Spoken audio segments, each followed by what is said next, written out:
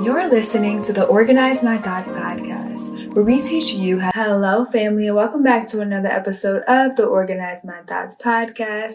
I hope everyone is having an amazing week. I know for me, it has been a pretty tiring week. I feel like I tried to participate in the Sabbath this time. This is like my third week, and it didn't go exactly as planned, but we're in a process and we're figuring this thing out. And so going into my week, I just think, it's just kind of one of those weeks where you're just pretty tired, but it is okay. We are here. It's Wednesday. It's a new month, and I'm excited for what is to come. In today's episode, we're going to be talking about releasing control. I feel like this is just coming off of the end of February.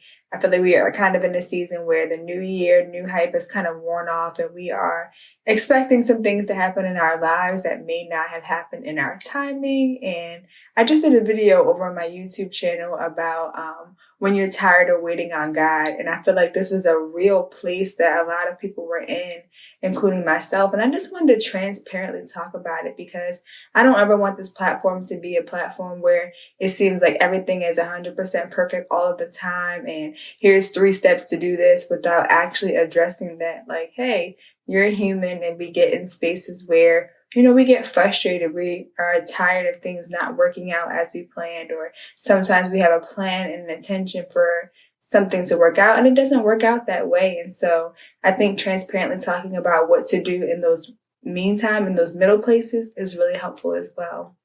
So like I said, today we're going to be talking about releasing control. And particularly, I just want to update you guys on what's been going on with me. I feel like I was in this season where I'm waiting on some promises. God has told me some things that he wants me to do. And I feel like I have done everything that I could in my own strength. I was obedient to every task. And then I was in this waiting period, right? Sometimes we find ourselves in a waiting period because we haven't done what God has told us to do. And other times we find ourselves in a waiting period where we have literally done all the things that are on what I like to call my obedience list. And then we're still in this period where we have to wait on God to do his part.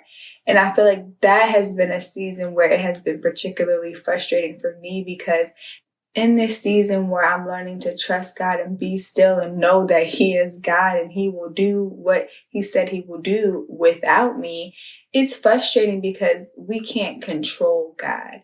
And I know a lot of us probably wouldn't even admit that we were trying to control God. But when I looked at the way that I was acting and how frustrated I was getting and how I would allow like simple things to get me worried and upset, or, just anxious because I couldn't really control the timeline, I had to realize that I wasn't just trying to control the circumstances. I was trying to control God. And I think that reminder that we can't control God really caused me to submit to him and trust him in a different way. And I'm actually reading a book. It's called Holier than Thou, and it's talking about how God's holiness helps us to trust him.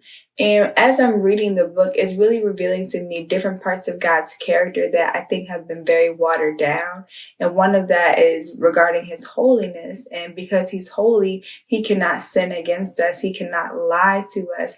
And I think, again, sometimes we get in this waiting period where we feel like because God is having me wait, then that must mean that God is not good, or, God is trying to punish me, or God is trying to manipulate me. But those are all lies and really just a reflection of how we see other people, and we project that on how we see God. And so I know I'm kind of just like all over the place talking this out, but the root of what I really want us to take away from this conversation about releasing control is that we need to let God be God. And what I mean by that is that we need to surrender control. We need to stop trying to drive the car and be in the passenger seat and the driver's seat at the same time. We literally have to learn how to take a back seat and to just trust in God's character, that he will do what he said he will do, that he's always working behind the scenes. And even when we can't see why certain things have to happen, or why certain things have to, be put on pause, right? Like, it's just, if God says to be still, then he can be trusted. And just to give you a practical example, I feel like there were certain areas that God was calling me to focus on more than other areas. For an example, God is calling me right now to really focus on building up the ministry that He's given me versus putting a lot of time into my business. And that has been an uncomfortable season for me because I'm in this place where I was really prioritizing being, debt free. And so in typical journeys, they tell you to pick up all of these jobs and, do whatever you can to get this debt down. And so I'm trying to do that. And God is like, no, I want you to focus on, building up the ministry and not making, putting in your time for your business, which would be in reality making you more money. And so sometimes God has you do things that aren't necessarily based on logic, and they really do require you to surrender control. And it can be frustrating if we're honest. Sometimes we want to do the thing that makes sense to us, but it contradicts what God told us to do. And usually what God is telling us to do has nothing to do with our logic because His thoughts are above our thoughts and His ways are above our ways. And I even remember coming across the scripture in Proverbs 19:21, and this is in the Message version. It says, "We humans keep brainstorming options and plans, but God's purpose prevails." And it made me think about how many times has God given us something to do and, we tried to move forward in that direction and maybe it didn't work out as, we thought it should have. And so we started to come up with all these backup plans, or we started, just plotting behind the scenes on how we can move, making these preparations if God's plan doesn't work out, or trying to rush His plan by putting other things in the way. And then we get frustrated because we wind up waiting even longer. And so when I think about that scripture where He's saying we are always brainstorming options and plans, but God's purpose prevails, what if we didn't have all these backup plans? What if plan A was the only plan and that was God's plan and we just trusted Him? What if we stopped fighting with Him and stopped making ourselves anxious and frustrated and upset and just surrender control? I really do think about how much more peace we would have, how much more we would be able to enjoy each day. I think about a lot how when I try to hold on to control of how things work, how frustrated I am and how my days don't go by as smoothly and how I start to lose sight of being grateful for what I have. And then I start to subtly become angry at God because I didn't just trust Him. Next thing I know, I'm complaining about things that I prayed for because I have quickly forgotten what God had already done.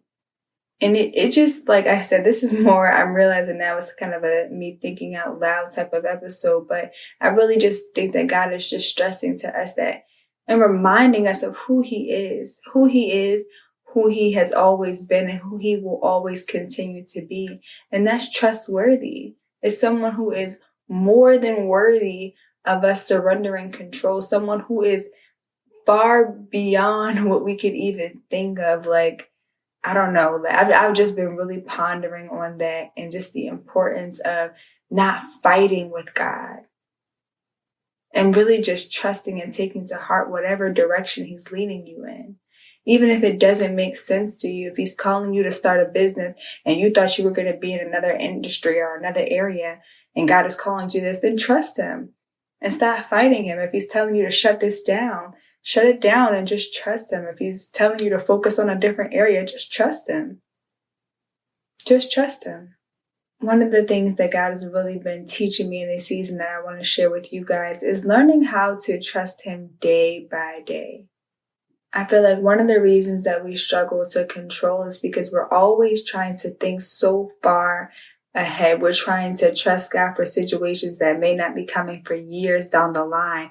And suddenly in that waiting period, we're building up all this frustration and this anxiety and this worry, not even realizing that God told us to trust Him day by day. Just trust Him enough for today. And each day wake up and make that decision that no matter what happens, you're going to just continue to trust Him. And I feel like that puts so much less pressure on our relationship with Him when we just allow Him to be God in our lives. And it even reminds me of the scripture in Matthew 6 verse 34 that says, "Take no thought for tomorrow will bring its own worries. Today's trouble is enough for today." And it really is so practical and so simple, but literally Focus on today. Focus on surrendering control today. Focus on trusting God today. And if you just continue to do this day by day, then it will be so much easier for you to just relax. I feel like we all need to relax and trust God and stop trying to carry the burdens of tomorrow and just trust in what God is doing today. Be grateful for what He's doing today. It's the simple things. I feel like sometimes we overcomplicate what it means to really surrender control to God because we want this 1, 2, 3-step system that breaks it down. But really, it's simple. It's literally keeping your eyes fixed on God day by day, moment by moment, minute by minute, and not forgetting what He's done, who He is, and who He will continue to be. It's as simple as that. And so I just want to encourage anybody who is in that place where they are just struggling to surrender control. Maybe you find yourself super anxious and you're overwhelmed and you're frustrated and you're bitter with God and you feel like you don't know which direction to move in. Just ask yourself, God, how can I trust you today? Ask yourself, what can I be grateful for today? And I think that will really help you to shift your perspective and you will just walk with so much more peace. But that's just really what I wanted to leave you guys with today. I hope that you take that to heart and you really take this back into your quiet time because I can just feel that need that once you release this, you're going to be able to walk into that peace that you have been desiring. So this wraps up another episode of the Organize My Thoughts podcast. If you found this episode helpful, please share the link with a friend, and I will talk to you guys on the next one.